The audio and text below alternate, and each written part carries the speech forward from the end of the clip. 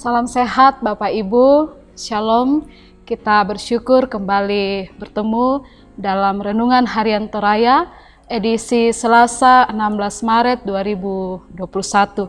Dan perenungan kita hari ini dari Bilangan pasal 20 ayat 1 sampai ayatnya yang ke-13.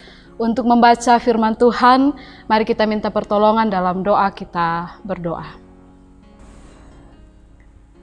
Menjalani hari yang Tuhan karuniakan, kami senantiasa merindukan firman-Mu Tuhan, sehingga setiap hidup yang Tuhan karuniakan, kami boleh jalani itu seturut dan sesuai dengan kehendak Tuhan. Kami akan membaca dan merenungkan firman-Mu pada kesempatan saat ini. Tuhan, berikan kami kekuatan hikmat, sehingga firman ini Tuhan tidak berlalu begitu saja, tapi sungguh-sungguh membaharui kehidupan kami. Di dalam Kristus Yesus kami sambut firman-Mu. Amin. Pembacaan kita pada hari ini dari Bilangan pasal 20 ayat yang pertama sampai ayat yang ke-13. Firman Tuhan, kemudian sampailah orang Israel, yakni segenap umat itu ke padang gurun Sin, dalam bulan pertama, lalu tinggallah bangsa itu di Kades. Matilah Miriam di situ dan dikuburkan di situ.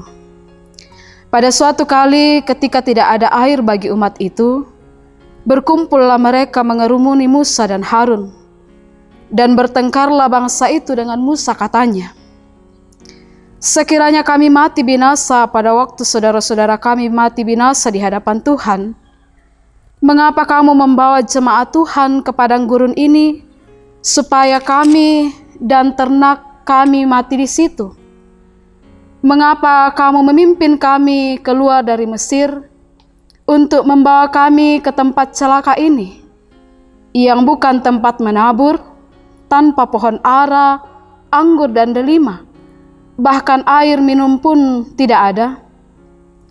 Maka pergilah Musa dan Harun dari umat itu ke pintu kemah pertemuan, lalu sujud. Kemudian tampaklah kemuliaan Tuhan kepada mereka. Tuhan berfirman kepada Musa, ambillah tongkatmu itu, dan engkau dan Harun kakakmu harus menyuruh umat itu berkumpul. Katakanlah di depan mata mereka kepada bukit batu itu, supaya diberi airnya. Demikianlah engkau mengeluarkan air dari bukit batu itu bagi mereka, dan memberi minum umat itu serta ternaknya. Lalu Musa mengambil tongkat itu dari hadapan Tuhan, seperti yang diperintahkannya kepadanya. Ketika Musa dan Harun telah mengumpulkan jemaah itu di depan bukit batu itu, berkatalah ia kepada mereka, dengarlah kepadaku, hai orang-orang durhaka. Apakah kami harus mengeluarkan air bagimu dari bukit batu ini? Sesudah itu Musa mengangkat tangannya, lalu memukul bukit batu itu dengan tongkatnya 2 kali.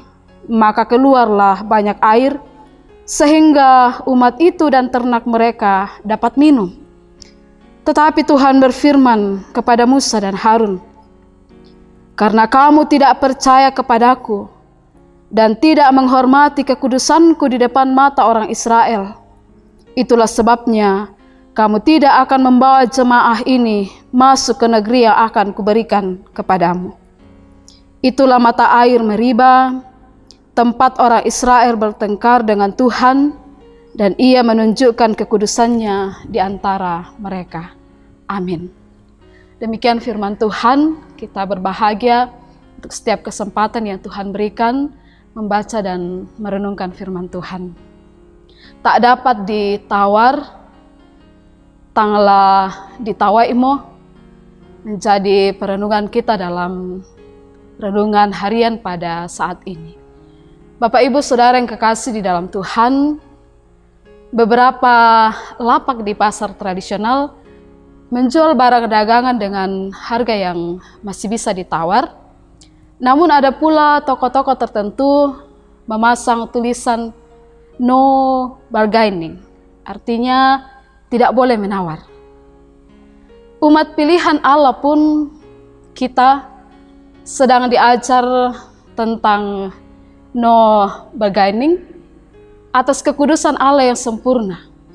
Sesungguhnya Allah sangat berpihak dan memahami kemanusiaan orang Israel yang saat itu sedang kepanasan, mudah marah, dan bersungut-sungut, suka menuduh dan membanding-bandingkan. Keberpihakan Allah yang penuh kesabaran dan kasih tergambar pada bagian kedua dalam pembacaan kita, yakni menyatakan kemuliaannya ketika Musa dan Harun menghadapnya di ayat 6 pembacaan. Dan ia berfirman agar Musa dan Harun mewujudkan kebutuhan mereka akan air.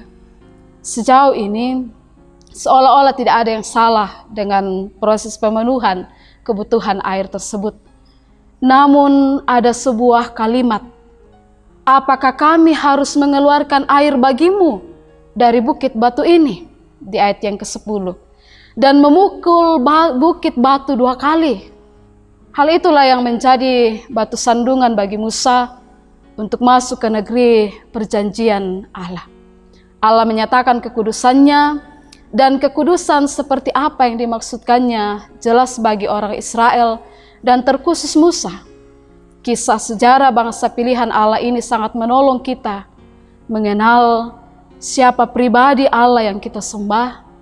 Mari mengucap syukur telah mengenal Allah yang kita percayai dalam Kristus selama ini, sebab Dia bukan hanya Maha Kudus, namun Bapak Ibu, Dia sekaligus adalah Allah yang mau menguduskan kita, umat ketebusannya.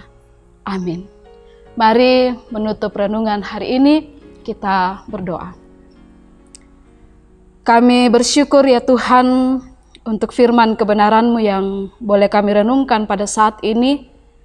Kiranya Tuhan terus memampukan kami, menolong kami dalam kehidupan ini untuk senantiasa hidup, memegang komitmen kami sebagai umat Tuhan, tidak menawar dalam kehidupan ini segala hal yang tidak Tuhan kehendaki. Kiranya Tuhan memampukan kami. Di dalam Kristus Yesus kami datang dan mengucap syukur kepadamu. Amin.